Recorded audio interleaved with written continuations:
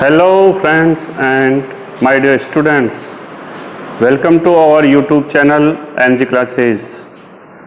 आशा करता हूँ आप सभी घर पर होंगे और स्वस्थ होंगे। मैं आज फिर हाजिर हूँ आपके सामने इंग्लिश ग्रामर का पार्ट्स ऑफ स्पीच का एक नया टॉपिक लेकर के। सेंटेंस मेकिंग में सबसे महत्वपूर्ण स्थान रखने वाला जो शब्द होता है वो होता है वर्ब। उसके बिना किसी भी वाक्य का, अंग्रेजी वाक्य का निर्माण संभव नहीं है। आज हम वही टॉपिक आपके लिए लेकर हाजिर हुए हैं जिसका नाम है वर्ब, क्रिया। बार बार सुना होगा आपने ये शब्द, और इसलिए बार बार सुना होगा कि ये किसी भी सेंटेंस की फाउंडेशन, नींव होती है। बिना इसके अंग्रेजी भाषा में किसी भी वाक्य का निर्माण करना संभव नहीं है। तो चलिए शुरू करते हैं। वर्ब, क्रिया। सबसे पहले क्या होती है क्रिया, डेफिनेशन देखेंगे इसकी। द वर्ड्स और the group of the words. सबसे पहले अपन यहीं से देखेंगे कि कब एक ही शब्द को मान लेते हैं अपन क्रिया, पर जरूरी नहीं है। एक शब्द या शब्दों का समूह। इन ए सेंटेंस, एक वाक्य में एक शब्द या शब्दों का समूह। दैट शो द एक्शन, जो या तो किसी कार्य की ओर संकेत करता है, किसी कार्य को बताता है। और the state of the subject, या फिर उस वाक्य का जो सब्जेक्ट होता है उसकी अवस्था, उसकी दशा या उसके बारे में कुछ और बताता है। Are called verb. वो सारे के सारे शब्द क्या कहलाते हैं, वर्ब कहलाते हैं। अब तक अपन ने यही पढ़ा है, विशेष रूप से स्कूल में जो छोटे बच्चे पढ़ते हैं वो यही पढ़ते हैं कि जो एक्शन होता है, जो शब्द कार्य बताता है, वही वर्ब होती है। ऐसा नहीं है।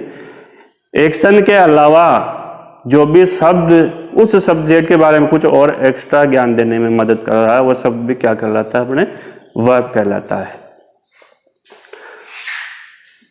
No sentence can be completed without a verb। इसी सेंटेंस से इसकी महत्वता जाहिर होती है। क्या कह रहा है सेंटेंस, इसके बिना वाक्य का निर्माण संभव नहीं है। यानी नींव है, बिना नींव के मकान नहीं बन सकता। वैसे ही वाक्य में कहीं ना कहीं किसी ना किसी रूप में वर्ब अवश्य होगी, क्योंकि इसके बिना सेंटेंस बनाना संभव नहीं है। तो इसी से आप समझ जाएंगे कि आज जो हमारा टॉपिक है, उस पार्ट्स ऑफ स्पीच के जितने भी अपने टॉपिक है उनमें सबसे महत्वपूर्ण है इसको समझना अपने लिए। तो इसको बिना स्किप किए पूरे वीडियो को अंत तक ध्यान से देखेंगे। जैसे कुछ एग्जाम्पल लिखे हुए यहाँ पर। प्रिया वीप्स। प्रिया रोती है। कौन कर रहा है रोने का कार्य, प्रिया। ये तो सब्जेक्ट है। और प्रिया क्या करती है, कार्य क्या कर रही है, वीप, रोना। कार्य, एक्शन बता रहा है। ये वीप शब्द क्या बता रहा है, रोने का कार्य, एक्शन। तो ये क्या कहलाएगा, अपने वर्ब, वर्ब कहलाएगा ऐसा। The car was driven. Car चलाई गई। अब चलाने वाला तो कोई और है। चलाई, कार तो चलाई गई, चलाने वाला तो कोई और है। क्या चलाई गई, कार। तो ये तो ऑब्जेक्ट है, सब्जेक्ट नहीं है। सब्जेक्ट और कार्य क्या हो रहा है, चलाने का। तो कार्य को, एक्शन को क्या करते हैं अपन वर्ब। तो ये दूसरा रूप है इसका, पैसिव फॉर्म जिसे बोलते हैं। आगे पैसिव वॉइस अपन एक टॉपिक आएगा उसमें पढ़ेंगे अपन। तो एक रूप यह है इसका, इसमें इसके साथ हेल्पिंग वर्ब आज जुड़ा हुआ है। तो ये दूसरा रूप है इसका। She is intelligent. वह बुद्धिमान है। किसके बारे में बात हो रही है, वह। तो ये तो सब्जेक्ट है। लेकिन अब वह कार्य क्या कर रही है यहाँ पर। जैसे पिछले दोनों वाक्यों में कार्य हो रहा था, यहाँ तो मुझे तो कोई कार्य नजर नहीं आ रहा। इसका मतलब अपन को अब तक जो पढ़ाया उसके हिसाब से तो इसमें वर्ब नहीं होनी चाहिए, लेकिन इसमें वर्ब है।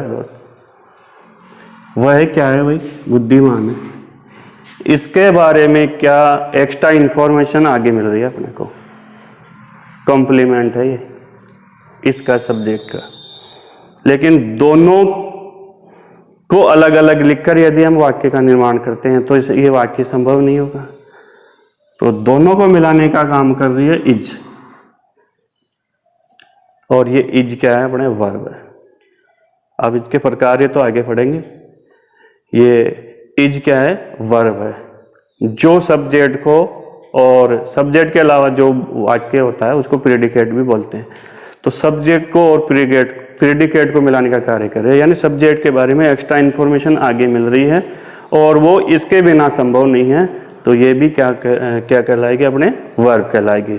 तो केवल एक्शन, कार्य बताने वाले शब्द ही वर्ब नहीं होते हैं। इस प्रकार से सब्जेक्ट के और प्रेडिकेट के बीच में जो संबंध बताते हैं शब्द, वो भी क्या कहलाते हैं?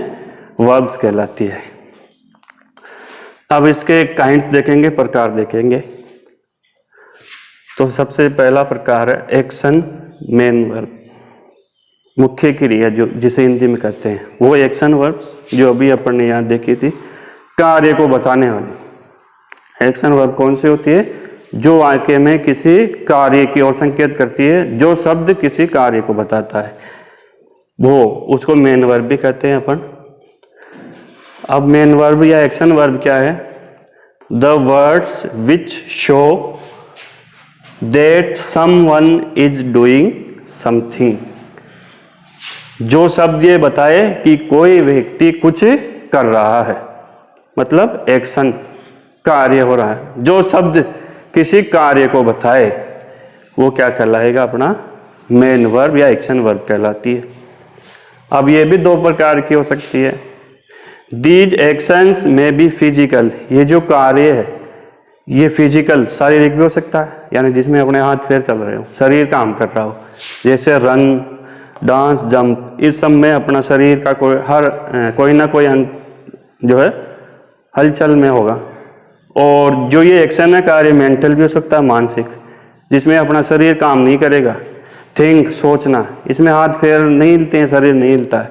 बिलीव, विश्वास करना, रिस्पेक्ट, सम्मान करना, इसमें ये मानसिक क्रियाएं हैं, इनमें हाथ पैर नहीं चलते हैं, शरीर काम नहीं करता है फिजिकल की तरह। तो ये दो प्रकार के कार्य यहाँ पर हो सकते हैं। There are 3 main forms and total 5 forms. अब जो मेन वर्ब होती है टेंस का, जिसमें अपन प्रयोग करते हैं, इनकी मुख्य रूप से 3 फॉर्म होती है, 3 रूप होते हैं, और वैसे कहा जाए तो 5 फॉर्म्स, 5 रूप इनके होते हैं। अब इन अलग अलग फॉर्म्स का, अलग रूप का क्या काम है?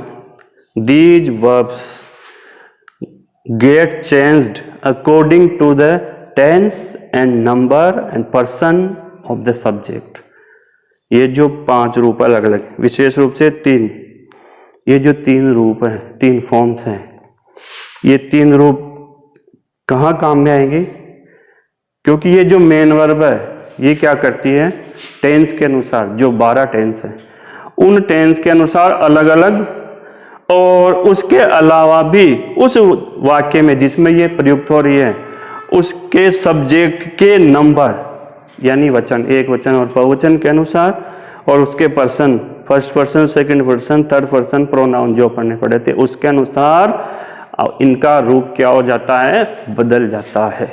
जितने भी मेन वर्ब हैं, जितने भी एक्शन वर्ब हैं, इनकी जो ये 3 फॉर्म है, मुख्य फॉर्म है, ये अलग अलग जो 12 टेंस है उसके अनुसार इनके 12 रूप, और केवल टेंस के अनुसार नहीं, जिस वाक्य में ये प्रयुक्त हो रही है उसके सब्जेक्ट के नंबर और उसके पर्सन के अनुसार अपना रूप बदलती है। इसलिए अपने को फॉर्म की आवश्यकता पड़ती है। अब ये फॉर्म्स वर्ब की कई तरीकों से बनती है। किसी में केवल डी जुड़ता है लास्ट में, सेकंड थर्ड फॉर्म बनाते समय, किसी में डी जुड़ता है, कुछ अलग होती है, कुछ बिल्कुल, कुछ की जो है तीनों फॉर्म्स एक जैसी होती है, कुछ की इर्रेगुलर होती है, बिल्कुल अलग ही होती है। ये जो है अलग अलग एक पूरी लिस्ट है जो यहाँ पर अभी बताना संभव नहीं है। कभी इसका भी एक अलग से वीडियो लेकर आएंगे जिसमें अलग अलग जो फॉर्म्स है कैसे बनती है वो लेकर के आएंगे। फिलहाल ये समझिए कि प्रत्येक मेन वर्ब एक्शन वर्ब के जो है मुख्य रूप से 3 फॉर्म होती है जो ये बदलती रहती है टेंस के अनुसार और सब्जेक्ट के अनुसार। जैसे यहाँ देखिए ये 3 वाक्य लिखे हुए हैं। दे वर सिंगिंग ए सॉन्ग, वे गाना गा रहे थे। कौन गा रहे थे? वे। कार्य करने वाला सब्जेक्ट है और क्या कार्य हो रहा है भाई? सिंगिंग का। ये मेन वर्ब है और ये क्या गा रही है? गाना। ये ऑब्जेक्ट है। ठीक है भाई।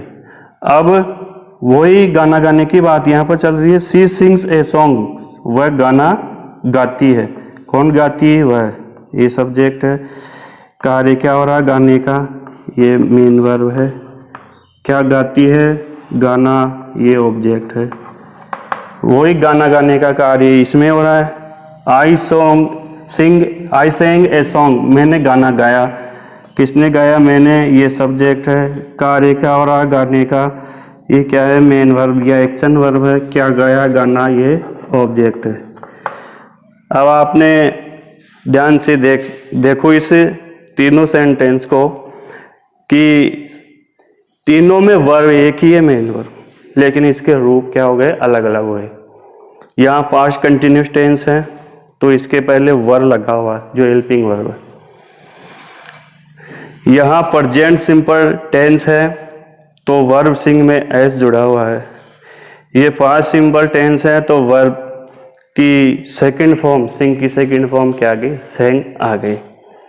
तो कहने का मतलब यह है कि जितनी भी मेन वर्ब है वो अपना रूप बदलती है। किसके अनुसार? टेंस के अनुसार, और जिस सेंटेंस में ये प्रयुक्त होती है उसके सब्जेक्ट के अनुसार। अब जो मेन वर्ब होती है वो मुख्य रूप से 2 प्रकार की होती है दोस्तों। सभी ने सुना है जिन्होंने अंग्रेजी अगर थोड़ी बहुत भी पढ़ी है, जो ट्रांजिटिव वर्ब और इंट्रांजिटिव वर्ब। अब ट्रांजिटिव वर्ब क्या होती है और इंट्रांजिटिव? बहुत सरल है समझना और बहुत सरल है दोनों में अंतर। कैसे? फर्स्ट देखिए, ट्रांजिटिव वर्ब, हिंदी शब्द देखिए इसका, उसे समझ जाना चाहिए। सकर्मक क्रिया। स मतलब साथ में, कर मतलब ऑब्जेक्ट, यानी जिस मेन वर्ब के साथ एक सेंटेंस में कोई ऑब्जेक्ट होता है वही वर्ब, वही मेन वर्ब क्या कहलाती है? Transitive verb. द एक्शन और main verb that takes an object, direct और इनडायरेक्ट और both, with it in a sentence is called a transitive verb। एक वाक्य में मेन वर्ब या एक्शन वर्ब जिसके साथ कोई ऑब्जेक्ट हो, अब वो ऑब्जेक्ट डायरेक्ट ऑब्जेक्ट हो सकता है, इनडायरेक्ट ऑब्जेक्ट हो सकता है, या फिर दोनों हो सकते हैं, तो वह वर्ब क्या कहलाएगी? Transitive verb. She is writing a letter, वह एक पत्र लिख रही है। कौन लिख रहा है? वह, शी। ये क्या है भाई? सब्जेक्ट। क्या लिख रही है? कार्य क्या हो रहा है? लिखने का। ये क्या है? Main verb. ये इसका सपोर्ट कर रही है, हेल्पिंग वर्ब। आगे पढ़ेंगे इसको। अब ये जो शब्द बच रहा है अपना, ठीक है भाई, ये क्या है? क्या लिख रही है? इससे पहले मनोज जी सर ने एक वीडियो बनाया था। कौन सा? सेंटेंस में सब्जेक्ट, ऑब्जेक्ट और वर्ब को कैसे पहचाने, उसमें बताया था। क्या क्या कर रही है? क्या लिख रही है? A letter. ये क्या है? ऑब्जेक्ट। ये क्या है? Main verb. और इसके साथ क्या रहा वाक्य में? ऑब्जेक्ट। अभी क्या पढ़ने कि जिस वाक्य में मेन वर्ब के साथ क्या होता है? ऑब्जेक्ट, वो मेन वर्ब क्या कहलाती है? Transitive verb. इसमें ये मेन वर्ब है राइटिंग, इसके साथ ऑब्जेक्ट आ रहा है लेटर, तो ये क्या है? कौन सी वर्ब है? Transitive verb. Rahul gave me a book, Rahul ने मुझे एक पुस्तक दी। देने का कार्य कौन कर रहा है? राहुल। तो ये क्या है? सब्जेक्ट। कार्य क्या हो रहा है? गेव, देने का। ये क्या है? Main verb. किसको दी? मुझे। क्या है? ऑब्जेक्ट। क्या दी? पुस्तक। ये भी क्या है? ऑब्जेक्ट। अब इनमें एक डायरेक्ट है और एक इनडायरेक्ट। जो निर्जीव होता है वो होता है डायरेक्ट, और जो सजीव होता है वो होता है इनडायरेक्ट। अब यहाँ पर दोनों ऑब्जेक्ट हैं। अपन ने क्या पढ़ा था अभी अभी? जिस मेन वर्ब के साथ ऑब्जेक्ट हो, डायरेक्ट भी हो सकता है, इनडायरेक्ट भी हो सकता है, दोनों। तो यहाँ दोनों ऑब्जेक्ट हैं। तो ये जो मेन वर्ब है ये कौन सी वर्ब कहलाएगी? ट्रांजिटिव वर्ब कहलाएगी। सीधी सी बात है कि जिस मेन वर्ब के साथ ऑब्जेक्ट हो वो मेन वर्ब कौन सी कहलाएगी? Transitive verb. इसका उल्टा दूसरा इंट्रांजिटिव वर्ब, अकर्मक क्रिया, जिस क्रिया के साथ कर्म नहीं हो। द एक्शन और main verb that does not need an object with it in a sentence. जिस वाक्य में मेन वर्ब के साथ किसी भी ऑब्जेक्ट की आवश्यकता नहीं होती, यानी कुल मिलाकर जिस मेन वर्ब के साथ कोई ऑब्जेक्ट नहीं होता है, तो वो मेन वर्ब कौन सी वर्ब कहलाती है? इंट्रांजिटिव वर्ब कहलाती है, जिसे हिंदी में अकर्मक क्रिया कहते हैं। सरिता लाव्स, सरिता हंसती है। कौन कर रहा है हंसने का कार्य? सरिता। जो कार्य करता है वो तो सब्जेक्ट कहलाता है, और कार्य क्या हो रहा है भाई? हंसने का। तो ये क्या है? Main verb. अब क्या बचा है इसमें वाक्य में? कुछ नहीं, नथिंग, केवल सब्जेक्ट और मेन वर्ब है। यानी इस वर्ब के साथ कोई ऑब्जेक्ट नहीं है, तो इस मेन वर्ब को कौन सी वर्ब कहेंगे अपन? इंट्रांजिटिव वर्ब कहेंगे। Birds fly in the sky, पक्षी आकाश में उड़ते हैं। कौन करता है उड़ने का कार्य? बर्ड्स। ये क्या है? सब्जेक्ट। क्या कार्य करते हैं? उड़ने का। ये क्या है? Main verb. कहाँ उड़ते हैं? In the sky. ये क्या है? Adverbial phrase. एडवर्ब आगे पढ़ेंगे इसको भी। इसकी विशेषता बता रहे तो उड़ने की, कहाँ उड़ते हैं जो, तो ये ऑब्जेक्ट नहीं है। ये अपन क्या समझते हैं कि जब शुरू में आता है वो सब्जेक्ट होता है, जो लास्ट में आता है वो क्या आता है? ऑब्जेक्ट। पिछले वीडियो में मनोज जी सर ने बता चुके हैं कि सब्जेक्ट, वर्ब और ऑब्जेक्ट को कैसे पहचानें। तो ये ऑब्जेक्ट नहीं है, ये एडवर्ब है। यानी यहाँ भी मेन वर्ब के साथ कोई ऑब्जेक्ट नहीं है। तो ये जो फ्लाई मेन वर्ब है ये कौन सी वर्ब कहलाएगी? Intransitive verb. They slept 2 hours, वे 2 घंटे सोए। कौन सोए? वे। तो ये क्या है? सब्जेक्ट। क्या कार्य किया? सोने का। तो ये क्या है? Main verb. कितने घंटे सोए? सोने की विशेषता बताई जा रही है, तो ये भी एडवर्ब। यहाँ भी समय सूचक क्रिया विशेषण है, यहाँ भी ऑब्जेक्ट नहीं है। तो यहाँ जो मेन वर्ब है स्लेप्ट, इसके साथ भी किसी ऑब्जेक्ट का प्रयोग नहीं हुआ है। तो ये स्लेप्ट जो वर्ब अपनी इस वाक्य में, स्लीप की सेकंड फॉर्म, वो भी क्या कहलाएगी? अपनी इंट्रांजिटिव वर्ब।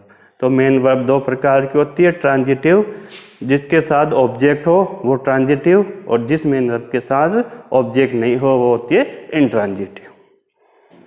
अब दूसरा प्रकार पढ़ेंगे, जो अपनी वर्ब होती है, दूसरी महत्वपूर्ण वर्ब, जिसे हेल्पिंग वर्ब या ऑक्सिलरीज कहते हैं अपन। सहायक क्रिया जो होती है, पहले मुख्य क्रिया थी मेन वर्ब, अब सहायक क्रिया, जिसको 2 नाम से जानते हैं अपन, या ऑक्सिलरीज। सहायक क्रिया वो मुख्य क्रिया थी, नाम से समझ लो कि मेन वो है, और ये क्या करने की? सहायता करने का काम करेगी। किसकी? वो डेफिनेशन में देखते हैं।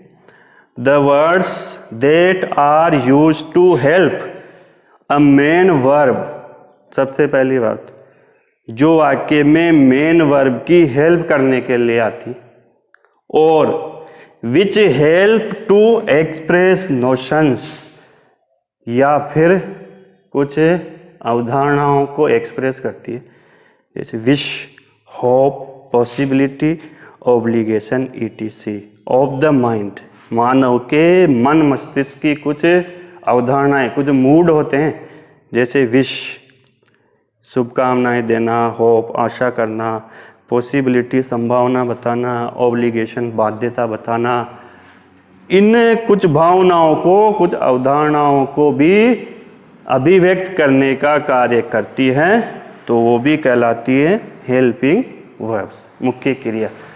केवल जो मेन वर्ब की सहायता करती है वही नहीं, जो मानव के मन मस्तिष्क की कुछ भावनाओं को और कुछ अवधारणाओं को भी प्रकट करने की सहायता करती हैं, वो भी कहलाती है helping verbs. Auxiliaries, helping verb, ये सब ज़्यादा सही रहेगा याद करने के लिए। ऑक्सिलरी थोड़ा हो जाता है, तो बात एक ही है। हेल्पिंग वर्ब सहायक क्रिया है। ये मुख्य रूप से भी दो प्रकार की होती है, फर्स्ट प्राइमरी हेल्पिंग वर्ब्स और second model helping verbs. Models जिन्हें अपन कहते हैं वो भी हेल्पिंग वर्ब का ही काम करती है। तो अपने यहाँ जो हेल्पिंग वर्ब है वो मुख्य रूप से दो प्रकार की है, प्राइमरी हेल्पिंग वर्ब्स। फिर ये 3 प्रकार की होती है। नंबर 1 बी टाइप की, जो 5 हेल्पिंग वर्ब्स हैं, इज, आर, एम, वर और वर, इन पांचों को हम क्या कहते हैं, बी टाइप हेल्पिंग वर्ब है ये पांचों, लेकिन इनको क्या कहा जाता है, ये किस टाइप की है, बी टाइप की, यानी इनको बी वर्ब्स कहा जाता है पांचों। इसके बाद सेकंड है डू टाइप, जो अपन टेंस पढ़ते हैं, डू, डज और डिड, ये तीनों जो वर्ब्स हैं ये डू टाइप के हेल्पिंग वर्ब्स कहलाते हैं। और जो तीसरी है, तीन, हैज, हैव और हैड, ये तीनों हैव टाइप की हेल्पिंग वर्ब्स कहलाती है। तो ये तीनों हैज, हैव और हैड, ये कहलाती है हैव टाइप। तो ये 3 प्रकार के हैं अपने प्राइमरी हेल्पिंग वर्ब्स, जिनका अलग अलग प्रयोग पढ़ेंगे अपन। और जो दूसरी ऑक्सिलरी हैं हेल्पिंग वर्ब्स होती मॉडल्स, मॉडल हेल्पिंग वर्ब जिनको अपन कहते हैं। तो जो मॉडल्स हैं ये भी 2 प्रकार के हैं। नंबर 1 फुल मॉडल्स, जो अपने आप में पूर्ण होते हैं, ये 9 है, can, could, will, would, shall, should, may, might और मस्ट। ये जो 9 है मॉडल्स, ये फुल मॉडल्स कहलाते हैं। और इनके अलावा जो 4 बचे हैं, कुल मिलाकर 13 मॉडल्स होते हैं। बाकी जो 4 बचे हैं, नीड, डेयर, यूज टू और टू, ये सेमी मॉडल्स अपने आप में फुल नहीं होते हैं, तो इनको सेमी मॉडल्स कहा जाता है। एक एक करके सभी को देखेंगे। सबसे पहले लेंगे अपन प्राइमरी हेल्पिंग वर्ब्स, जो प्राथमिक सहायक क्रियाएं हैं 3 प्रकार के अपने। उसमें सबसे पहले देखेंगे यूज ऑफ बी, बी का प्रयोग कब, कहाँ और कैसे करते हैं। अब जो बी है, जिसमें अपन ने 5 लिखी थी, इज, आर, एम, वॉच और वर, ये पांचों का प्रयोग अलग अलग परिस्थिति में अपन कैसे करते हैं ये पढ़ेंगे अपन।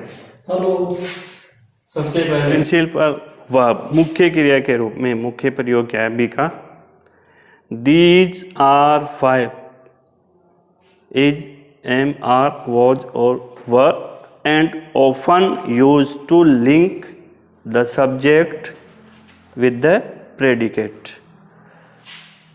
प्रिंसिपल वर्ब के रूप में बी का क्या कार्य है, पहला, ये जो पांचों हैं जिनको हम बी वर्ब्स कहते हैं, इनका प्राय प्रयोग कब होता है, जब वाक्य के सब्जेक्ट और वाक्य के प्रेडिकेट, प्रेडिकेट का मतलब होता है किसी भी वाक्य के 2 मुख्य भाग होते हैं, सब्जेक्ट और प्रेडिकेट। तो एक तो होता है सब्जेक्ट, सब्जेक्ट के अलावा जो बाकी का बचा हुआ वाक्य होता है वो क्या कहलाता है, प्रेडिकेट। तो वाक्य के सब्जेक्ट और वाक्य के प्रेडिकेट को जोड़ने का, अब प्रेडिकेट में क्या क्या हो सकता है, कॉम्प्लीमेंट, एडजेक्टिव एंड इन्फिनिटिव, इनमें से कोई हो सकता है। सब्जेक्ट का कॉम्प्लीमेंट हो सकता है, उसकी विशेषता बताने वाला एडजेक्टिव हो सकता है, टू इन्फिनिटिव हो सकता है। तो ये सब उस सब्जेक्ट की ही बात करेंगे जो वाक्य के शुरुआत में है। तो उस सब्जेक्ट को उसके बारे में बची हुई जो सूचना है उसको जोड़ने का जब कार्य करती है ये linking verb is are am, तो वहाँ इनको प्रिंसिपल वर्ब माना जाता है, क्योंकि वहाँ मेन वर्ब नहीं होती है, मुख्य क्रिया नहीं होती है, एक्शन वर्ब नहीं होती है, वहाँ कोई कार्य नहीं होता। ऐसी स्थिति में ये वहाँ क्या कहलाती है? प्रिंसिपल वर्ब कहलाती है। जैसे पवन इज एन इंजीनियर, पवन एक इंजीनियर है। किसकी बात हो रही है यहाँ पर? पवन की। ये क्या है? सब्जेक्ट। कार्य करने वाला हो या जिसके बारे में चर्चा की जा रही है वो क्या होता है? सब्जेक्ट। अब पवन यहाँ पर कोई कार्य नहीं कर रहा है, बल्कि आगे उसी के बारे में बताया जा रहा है इसके द्वारा।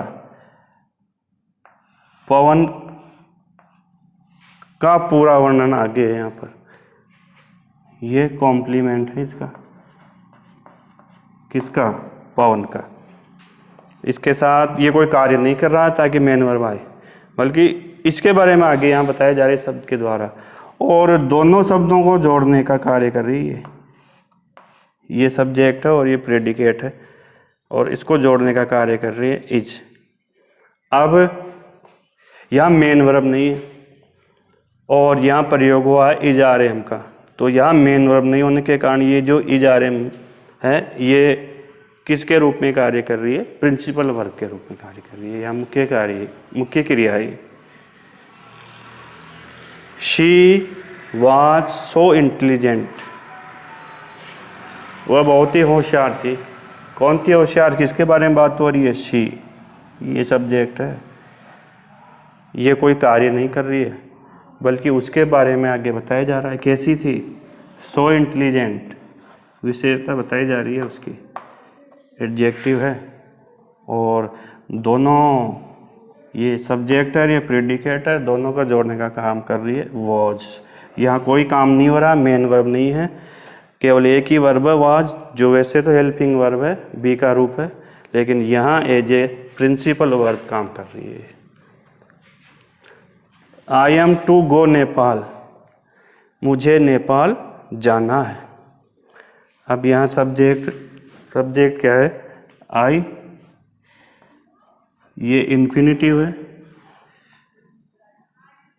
टू इन्फिनिटिव जिसे बोलते हैं वो है, ये नाउन है, यानी यहाँ भी मेन वर्ब नहीं है। ये सब्जेक्ट है, ये प्रेडिकेट है, और इनको जोड़ने का काम कर रही है एम, चूँकि इस वाक्य में भी मेन वर्ब नहीं है, अतः एम या प्रिंसिपल वर्ब के रूप में कार्य कर रही है। अगला प्रयोग बी का प्रिंसिपल वर्ब के रूप में क्या है?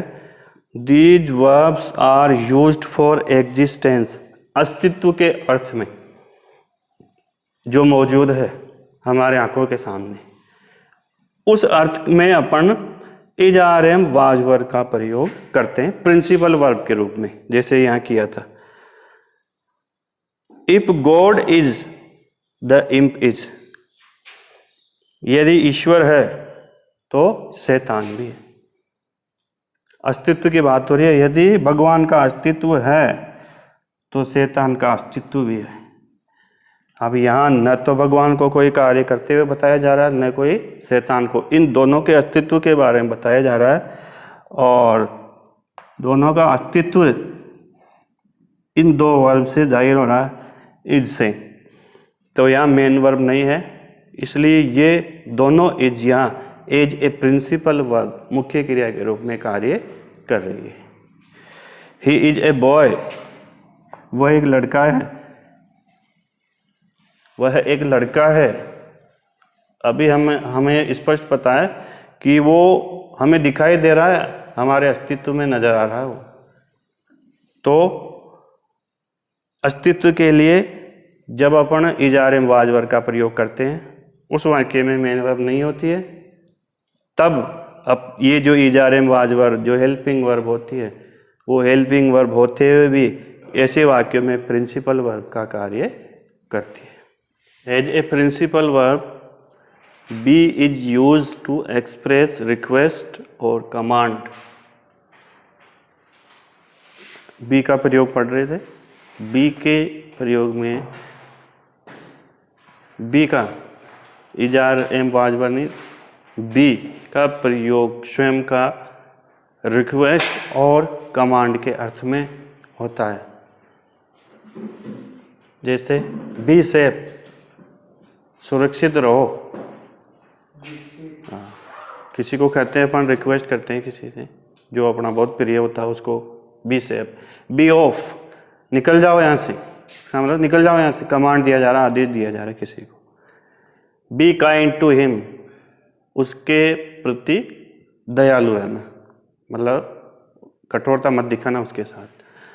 तो रिक्वेस्ट और कमांड को एक्सप्रेस करने के लिए अपन बी का प्रयोग कर सकते हैं। और यहाँ पर बी एक स्वयं प्रिंसिपल वर्ब है, हेल्पिंग वर्ब नहीं है यहाँ पर। अब हेल्पिंग वर्ब के रूप में कहाँ प्रयोग होगा बी का? तो सीधा सा है, प्रेजेंट कंटिन्यूस टेंस और पास्ट कंटिन्यूस टेंस में इन चारों का बी वर्ब्स का प्रयोग होता है। किसके साथ? मेन वर्ब के साथ। और दोनों में मेन वर्ब की फर्स्ट फॉर्म के साथ आईएनजी वाली फॉर्म होती है। प्रेजेंट कंटिन्यूस टेंस में इज आर एम के साथ मेन वर्ब की फर्स्ट फॉर्म प्लस आईएनजी, और पास्ट कंटिन्यूस टेंस में मेन वर्ब की फर्स्ट फॉर्म में आईएनजी के साथ वॉज या वर। तो दोनों टेंसों में इसका प्रयोग मेन वर्ब के साथ होता है। जैसे दे आर प्लेइंग बैडमिंटन, वे बैडमिंटन खेल रहे हैं। प्रेजेंट कंटिन्यूस टेंस है, यहाँ मेन वर्ब प्ले है, कंटिन्यूस में आईएनजी फॉर्म आती है, प्लेइंग है मेन वर्ब, और इसके साथ सहायता करने के लिए काम में आ रही है आर। तो ये आर यहाँ क्या है? हेल्पिंग वर्ब है। शी वाज प्रिपेयरिंग टी, वह चाय बना रही थी, पर पास्ट कंटिन्यूस टेंस है, ये मेन वर्ब है और इसकी सहायता करने के लिए प्रयुक्त हो रही है वाज। तो यहाँ हेल्पिंग वर्ब है। कहने का मतलब प्रेजेंट कंटिन्यूस टेंस और पास्ट कंटिन्यूस टेंस में जो पांचों बी वर्ब है उनका प्रयोग मेन वर्ब के साथ हेल्पिंग वर्ब के रूप में किया जाता है। उसी प्रकार जब पैसिव वॉइस बनाते हैं तो इन पांचों का प्रयोग हेल्पिंग वर्ब के रूप में कब होता है? यहाँ थोड़ा सा बदल जाएगा।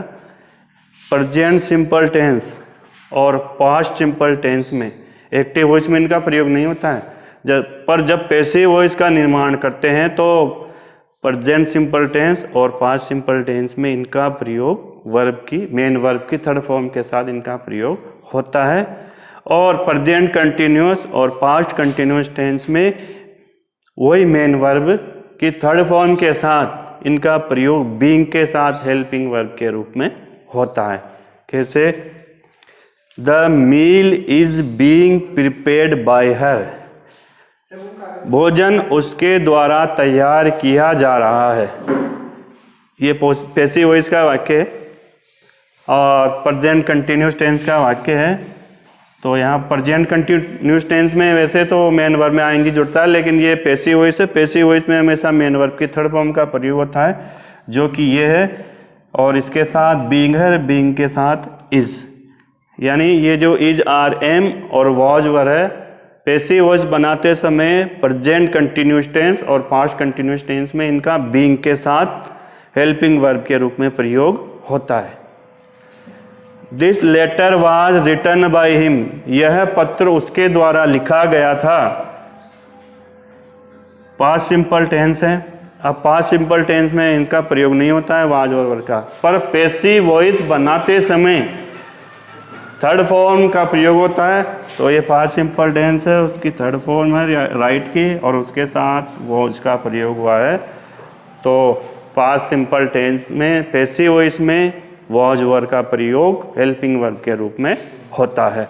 तो हेल्पिंग वर्ब के रूप में दो तरीके से, एक्टिव वॉइस में अलग तरीके से और पैसिव वॉइस में अलग तरीके से इनका हेल्पिंग वर्ब के रूप में प्रयोग होता है। अगला जो अपने प्राइमरी हेल्पिंग वर्ब थी उसमें सेकंड है यूज ऑफ हैव। हैव का प्रयोग कहाँ होता है? तीन है हैव भी, हैज, हैव और हैड। अब सब हैव का प्रयोग पढ़ेंगे अपन। एज ए प्रिंसिपल वर्ब, मुख्य क्रिया के रूप में होती तो है प्राइमरी हेल्पिंग वर्ब, लेकिन जैसे बी का प्रयोग कुछ परिस्थितियों में प्रिंसिपल वर्ब के रूप में हुआ था, तो हैव का भी कुछ परिस्थितियों में प्रयोग प्रिंसिपल वर्ब के रूप में होता है। कहाँ होता है? दीज आर थ्री, पहली बात तो ये तीन होती है, हैज, हैव और had, and used as a principal verb in the sense of position, take, enjoy, experience, ETC. यानी इनका प्रयोग, ये जो हैव की तीन फॉर्म है, इनका प्रयोग प्रिंसिपल वर्ब के रूप में कब होगा? जब ये पोजीशन यानी अधिकार, टेक ग्रहण करने का, एंजॉय आनंद करने का, एक्सपीरियंस अनुभव करने का अर्थ प्रकट कर रही हो, तो इस सेंस में, इस अर्थ में इसका प्रयोग प्रिंसिपल वर्ब के रूप में होगा। यानी इसके साथ मेन वर्ब नहीं होगी, ये स्वयं वहाँ पर क्या होगी? प्रिंसिपल वर्ब होगी। कैसे? सी हैज 3 balls, उसके पास 3 बॉल हैं, 3 बॉल हैं उसके पास। अब यहाँ कोई कार्य नहीं हो रहा, मेन वर्ब नहीं हो रहा है, और अधिकार बताया जा रहा है। उसके पास 3 बॉल हैं, यहाँ 3 बॉल पर उसका अधिकार है, और वो अधिकार किस शब्द के द्वारा बताया जा रहा है? हैज के द्वारा, जो वैसे तो हेल्पिंग वर्ब है, लेकिन यहाँ अपने आप में प्रिंसिपल वर्ब है, अधिकार बता रही है, तो ये हैज यहाँ पर जो है प्रिंसिपल वर्ब का काम करेगी। हैव ए नाइस डे, तुम्हारा दिन अच्छा बीते, यानी एंजॉय करो, अच्छा दिन गुजरे तुम्हारा, कामना की जा रही है एंजॉय के साथ, आनंद के लिए। तो इस परिस्थिति में भी हैव यहाँ और कोई अन्य वर्ब नहीं है, और एंजॉय का अर्थ दे रहा है, तो हैव यहाँ पर प्रिंसिपल वर्ब है। आई हैड सीरियस इंजरी, मुझे गंभीर चोट लगी थी। यहाँ पर हेड अनुभव के बारे में बता रहा है, हेड शब्द, चोट का अनुभव, और कोई मेन वर्ब नहीं है, अपने आप में हेड यहाँ पर क्या है? प्रिंसिपल वर्ब है। तो पोजीशन, टेक, एंजॉय, एक्सपीरियंस आदि का जब सेंस हो वाक्य में, तो बिना मेन वर्ब के जब हैव की फॉर्म्स हैज, हैव, हैड का प्रयोग किया जाता है, तो ये अपने आप में प्रिंसिपल वर्ब होती है। अब हैव टाइप ऑफ जो वर्ब्स हैं, उनका हेल्पिंग वर्ब के रूप में प्रयोग कहाँ होता है? Present perfect tense, past perfect tense और फ्यूचर परफेक्ट टेंस, जो तीनों टेंस हैं जिसमें पास्ट पार्टिसिपल का प्रयोग होता है, यानी मेन वर्ब की थर्ड फॉर्म का प्रयोग होता है। इन तीनों टेंसों में मेन वर्ब की थर्ड फॉर्म का प्रयोग होता है, और इन तीनों टेंस में जो हैव टाइप की वर्ब्स हैं, हैज, है और हैड, इनका प्रयोग हेल्पिंग वर्ब के रूप में होता है।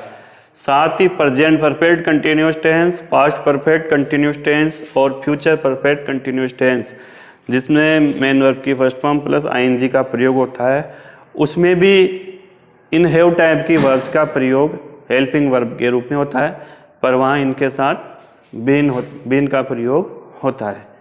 तो इन 3 और 3 6 टेंसों में हैव टाइप की जो वर्ब्स हैं, इनका प्रयोग हेल्पिंग वर्ब के रूप में होता है।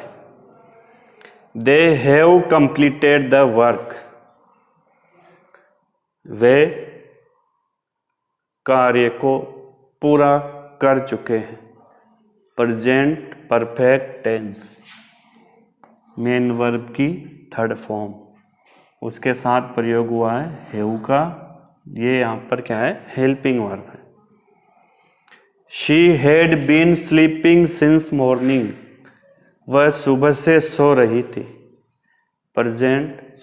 Past perfect continuous tense, main verb की फर्स्ट फॉर्म प्लस आईएनजी का प्रयोग होता है, और उसके साथ प्रयोग हो रहा है हेड का। यहाँ हेड का अकेले प्रयोग नहीं होता है, हेड बीन का, तो यहाँ हेड बीन क्या है? हेल्पिंग वर्ब है। तो present perfect tense, past perfect tense और फ्यूचर परफेक्ट टेंस में मेन वर्ब की थर्ड फॉर्म के साथ हेल्पिंग वर्ब के रूप में, और present perfect continuous tense, past perfect continuous tense और फ्यूचर परफेक्ट कंटिन्यूअस टेंस में मेन वर्ब की फर्स्ट फॉर्म प्लस आईएनजी के साथ इस हैव टाइप की जो वर्ब है बीन के साथ हेल्पिंग वर्ब के रूप में प्रयुक्त होती है। अब जो प्राइमरी हेल्पिंग वर्ब थी, उसमें तीसरी और आखिरी है डू टाइप्स की हेल्पिंग वर्ब्स, ये भी 3 होती हैं, डू, डज और डिड।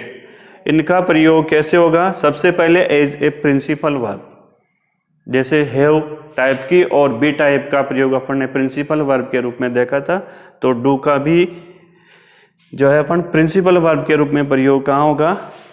दीज आर थ्री, ये तीन होती हैं, डू डज और did, and used as a principal verb for some action, किसी कार्य के लिए ये मेन वर्ब के रूप में प्रयुक्त होती हैं। किसी कार्य का मतलब आप समझिए, जब किसी विशेष कार्य का, हर कार्य का नाम होता है, तो जब कार्य करने का भाव हो, नाम नहीं हो, तब अपन एक्शन के लिए, उस कार्य के लिए मेन वर्ब के रूप में, प्रिंसिपल वर्ब के रूप में अपन डू का प्रयोग करते हैं। अब प्रिंसिपल वर्ब के रूप में, मेन वर्ब के रूप में जब डू का प्रयोग करेंगे, तो बाकी मेन वर्ब की तरह इसकी भी तीन फॉर्म होती है। तो वो होती है, फर्स्ट फॉर्म होती है डू, सेकंड होती है डिड, और थर्ड फॉर्म होती है डन। ये ध्यान रखना आपको। प्रिंसिपल वर्ब के रूप में जब डू का प्रयोग होता है, तो बाकी अन्य जो प्रिंसिपल वर्ब होती है, मेन वर्ब, उनकी तरह इसकी भी तीन फॉर्म होती है, जो होती है डू, डिड और done. You must do it yourself, यह तुम्हें स्वयं को करना है। स्वयं को करना, और को नहीं कर सकता, तुम्हें स्वयं को करना है। अब काम, कार्य करने का भाव तो आ रहा है, लेकिन क्या करना है? हंसना है, रोना है, खेलना है, ये नहीं है, लेकिन कार्य करने का भाव तो है। तो ऐसी जगह अपन मेन वर्ब की जगह, प्रिंसिपल वर्ब की जगह किसका प्रयोग करेंगे? डू का प्रयोग करेंगे। व्हाट आर यू डूइंग, तुम क्या कर रहे हो? प्रेजेंट कंटिन्यूस टेंस है, किसी से पूछ रहे हैं, लेकिन तुम हंस रहे हो, तुम रो रहे हो, कहाँ जा रहे हो, क्या, तो वो नहीं है स्पेसिफिक नाम, केवल कार्य करने का भाव है। तो इसी स्थिति में अपन प्रिंसिपल वर्ब के रूप में डू का प्रयोग करेंगे। प्रेजेंट कंटिन्यूस टेंस था, इसलिए अपन ने डू में क्या जोड़ दिया? आईएनजी। अब एज ए हेल्पिंग वर्ब, सहायी क्रिया के रूप में डू का प्रयोग, डू टाइप्स के जो वर्ब हैं उनका प्रयोग कहाँ होता है? प्रेजेंट सिंपल टेंस और पास्ट सिंपल टेंस के नेगेटिव, इंट्रोगेटिव और नेगेटिव इंट्रोगेटिव सेंटेंस में इनका प्रयोग वर्ब की फर्स्ट फॉर्म के साथ हेल्पिंग वर्ब के रूप में होता है। अफर्मेटिव सेंटेंस में नहीं होता है। दोनों टेंस के अफर्मेटिव सेंटेंस में डू, डज, डिड का प्रयोग कभी नहीं होता है, और इनका प्रयोग जहां होगा हेल्पिंग वर्ब के रूप में, वहां इनके साथ केवल और केवल मेन वर्ब की फर्स्ट फॉर्म का प्रयोग होगा। वेयर डू यू लिव, तुम कहाँ रहते हो? प्रश्नवाचक वाक्य, इंट्रोगेटिव सेंटेंस है। Present simple tense main verb की फर्स्ट फॉर्म है, तो इसके साथ हेल्पिंग वर्ब के रूप में डू। प्रेजेंट सिंपल में डू, डज का प्रयोग होगा, और पास्ट सिंपल में डिड का प्रयोग होगा।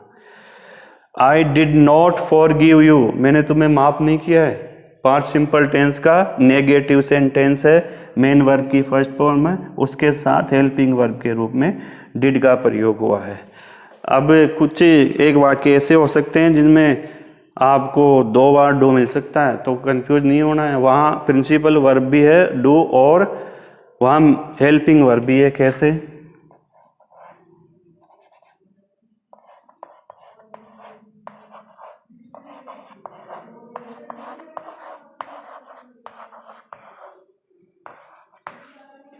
हाउ डू यू डू, ये वाक्य देखा होगा आपने। तो यहाँ अब दो बार डू है, तो कई बार कंफ्यूजन हो जाती है कि गुरुजी दो बार डू कैसे आ रहा है, ये तो समझ में नहीं है। तो यहाँ डू हेल्पिंग वर्ब है, और यहाँ डू क्या है? मेन वर्ब है। डू के साथ फर्स्ट फॉर्म आती है, डू, डज, डिड के साथ, तो ये फर्स्ट फॉर्म है। यहाँ ये प्रिंसिपल वर्ब है, मेन वर्ब है, और यहाँ क्या है? हेल्पिंग वर्ब है।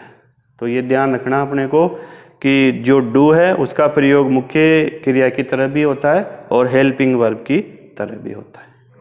ऑक्सिलरीज हेल्पिंग वर्ब, जिसका दूसरा टाइप है model helping verbs, model auxiliaries या मॉडल्स जिनको अपन कहते हैं। तो ये भी वाक्य में एक हेल्पिंग वर्ब के रूप में प्रयुक्त होती है, पर ये कुछ अलग तरीके से होती है।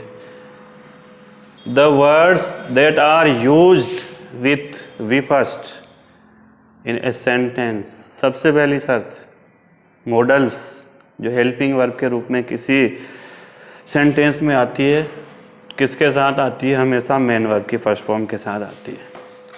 And which help to express different notions, अलग अलग मनोभावनाएं और अवधारणाएं, जैसे कैपेसिटी, क्षमता, गेस, अनुमान, विश, शुभकामना, इच्छा, परमिशन, आज्ञा आदि जो है मानव के माइंड, मन मस्तिष्क की विभिन्न मनोभावनाएं जो होती हैं उनको एक्सप्रेस करने के लिए मॉडल्स का प्रयोग किया जाता है। और मॉडल्स का प्रयोग भी हेल्पिंग वर्ब के रूप में ही होता है और इनके साथ हमेशा मेन वर्ब की फर्स्ट फॉर्म का प्रयोग होता है। अब ये भी दो प्रकार के होते हैं, कुल मिलाकर 13 होते हैं, जिसमें पहले होते हैं जो फुल मॉडल्स अपने आप में कंप्लीट होते हैं, वो उनको किसी और अन्य शब्दों की आवश्यकता नहीं होती है। और वो 9 है, can, could, will, would, shall, should, may, might और मस्ट। और जो सेकंड होते हैं सेमी मॉडल्स, अपने आप में संपूर्ण नहीं, वो 4 हैं, नीड, डेयर, ये मेन वर्ब्स, एक्शन वर्ब्स भी होती हैं, इसलिए अपने आप में पूर्ण मॉडल्स नहीं है। यूज टू और ought टू, ये इनके साथ टू जुड़े हुए होते हैं, इसलिए ये भी अपने आप में पूर्ण नहीं होते, इसलिए इन चारों को जो है सेमी मॉडल्स कहा जाता है। I can lift this heavy stone, मैं इस भारी पत्थर को उठा सकता हूँ। कार्य हो रहा उठाने का, लिफ्ट मेन वर्ब की फर्स्ट फॉर्म है और इसके सहायता के लिए एक शब्द का प्रयोग हुआ can as a helping verb. अब ये क्या है? मॉडल है, मॉडल हेल्पिंग वर्ब का प्रयोग करते हैं लेकिन विशेष मनोभाव को दर्शाने के लिए। जहाँ कैन का मतलब क्या है? यहाँ पर पावर, इतनी शक्ति है, इतनी ताकत है कि मैं इसको उठा सकता हूँ। तो यहाँ कैन क्या मनोभाव दर्शा रहा है? पावर का। मे यू लिव लॉन्ग, भगवान करे, ईश्वर करे तुम लंबी आयु तक जीवित रहो। क्या कार्य किया जा रहा है? लिव, जीवित रहने का कार्य हो रहा है। और मैं इसकी सहायता कर रहा है, हेल्पिंग वर्ब है, और इसके द्वारा किसी की विश, शुभकामना या किसी की इच्छा जाहिर की जा रही है, किसी दूसरे के लिए लंबी उम्र की दुआ दी जा रही है। तो यहाँ मैं कौन सा मनोभाव प्रकट कर रहा है? विश के, शुभकामना का या इच्छा प्रकट करने का, as a helping verb. It may rain today, आज बारिश हो सकती है। कार्य क्या हो रहा? बरसात होने का, और इसको सपोर्ट करने के लिए मे एज ए हेल्पिंग वर्ब। लेकिन ये जो मॉडल्स हैं साधारण हेल्पिंग वर्ब नहीं होती, ये अपने साथ कोई ना कोई भाव दर्शाती है। यहाँ क्या भाव दर्शा रही है? पॉसिबिलिटी, संभावना है, जरूरी नहीं है कि बरसात हो ही जाए, बरसात होने की क्या है? संभावना है, आज बरसात हो सकती है। तो यहाँ मैं modal as a helping verb possibility का भाव दर्शा रहा है। मैं आई कम इन, क्या मैं अंदर आ सकता हूँ? यहाँ कार्य हो रहा है मेन वर्ब की फर्स्ट फॉर्म में कम, उसके साथ हेल्पिंग वर्ब के रूप में मे का प्रयोग हुआ जो मॉडल है। और यहाँ ये मे क्या भाव दर्शा रहा है? परमिशन का भाव दर्शा रहा है। तो मॉडल का प्रयोग वाक्य में एज ए हेल्पिंग वर्ब होता है और इनके साथ मेन वर्ब की फर्स्ट फॉर्म होती है, परंतु ये साधारण हेल्पिंग वर्ब नहीं होकर विशेष होती है, क्योंकि ये अपने प्रयोग के द्वारा कोई ना कोई मनोभाव अवश्य प्रकट करती है। ये बहुत शॉर्ट में था मॉडल्स, एक अलग से ग्रामर में टॉपिक है, जल्दी ही इसका एक मॉडल्स का डिटेल में वीडियो लेकर आएंगे, जिसमें ये सभी जो 13 मॉडल्स का इनका प्रयोग कौन कौन से मनोभाव के लिए, कौन कौन से नोशंस के लिए होता है, ये लेकर आएंगे। और ये थे मेन वर्ब्स के प्रमुख प्रकार। इनके अलावा कुछ अन्य प्रकार के वर्ब्स हैं, तो ये वीडियो थोड़ा ज़्यादा लंबा हो जाएगा, इसलिए अगला वीडियो अपन जो है अदर टाइप्स ऑफ वर्ब्स, क्रिया के अन्य प्रकार हैं बहुत सारे, जैसे फ्रेजल वर्ब्स है, नॉन फाइनाइट्स और फाइनाइट्स हैं, लिंकिंग वर्ब्स हैं, कॉजिटिव वर्ब्स हैं, इनका अपन एक अलग से वीडियो लेकर आएंगे। तब तक के लिए धन्यवाद, नमस्कार।